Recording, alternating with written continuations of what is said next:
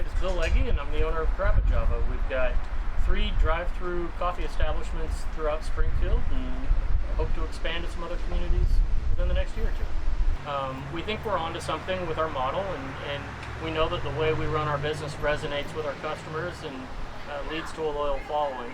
I think we've probably built enough Grab a Javas for Springfield, but as we look at the surrounding communities, we're seeing opportunity for expansion in areas like Edwardsville and Collinsville, or potentially Peoria, Bloomington, Decatur, for us to build out more stores.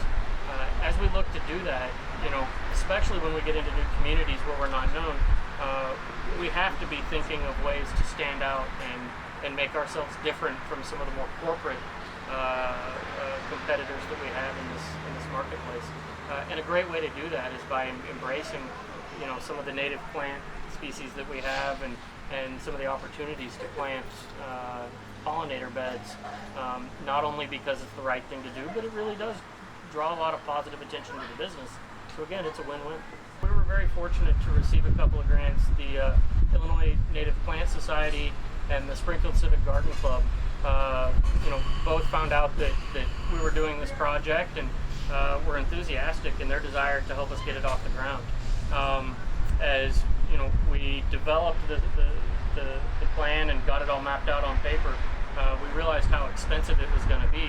And I will say, it was still affordable, but it wasn't cheap either. The support that those two organizations provided really helped put a dent in our costs for the plants and the seedlings, or the plugs, I believe is what they were called. That really took care of about 20 to 25% of the total cost of the project. And so I think it's just another testament to how community can come together and make some magic happen when we all row the boat in the same direction. I was approached by the folks at 3B Natives and Susan Helm, saying that they had access to assemble a bunch of seed packets for us. And so we thought, why not take advantage of our September 3rd Thursday this year to not only give away a sticker that we themed with a butterfly on it, but to also include a packet of seeds. I believe it was Prairie Coreopsis seeds, and an instructional sheet, letting our customers know how to plant it, how to care for it. I'm surrounded, I think, at times by people that really know their stuff when it comes to plants. I am not one of those people. I can appreciate a beautiful garden, but I would really be in trouble if I didn't have the support of the people telling me how to care for it and how to do it. So not only did we want to pair the butterfly themed sticker with the seed packets, but we really wanted to make sure that we helped educate customers who might not have ever planted anything in their experience to learn how to do this, and maybe even start that potentially lifelong passion of gardening and spreading some of these beautiful plants around the community. I think we could probably do this at least twice a year, do different seeds each time, and we've been encouraging our customers, if you don't have somewhere to plant it at home, go out and guerrilla plant all over town.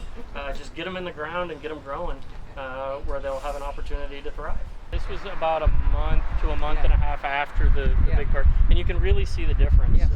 I think we nailed the timing on the first section, but we couldn't get this one in yet because we were waiting for the tree, and there were a couple other things that we had to bring in more dirt for this section. And by the time we got that accomplished, it will bounce back, and next year will look a lot better. But this section does not look anywhere near as nice as the first one. So these are all native plants, and I didn't tell you this, but we don't want to cut these down because there are critters that will live here through the winter. There's some birds that don't migrate that will depend on the seed. Right. So I have great faith, just like you. I know this was planted in late April, and I remember at the time thinking, wow, they're doing it, but their timing was perfect. This is one of my favorite native plants, and that's aromatic aster, and it comes out in the fall. Goldenrod is another one. Right now we don't have any of that plant here, but you can see the bees love it. Absolutely. I was going to say, you can see and hear the pollinators that like this. And this is wild petunia. It's another favorite. Butterfly milkweed is one of my favorites. It's one of the native milkweeds of Illinois that supports the Monarchs. It's their host plant. And this is their seed pod. I mean, what I love is I've seen on social media, you do have people that are getting out of their cars, I think, and they're coming over here and they're videoing some, Monarch activity or whatever, and then they're posting it. I love that.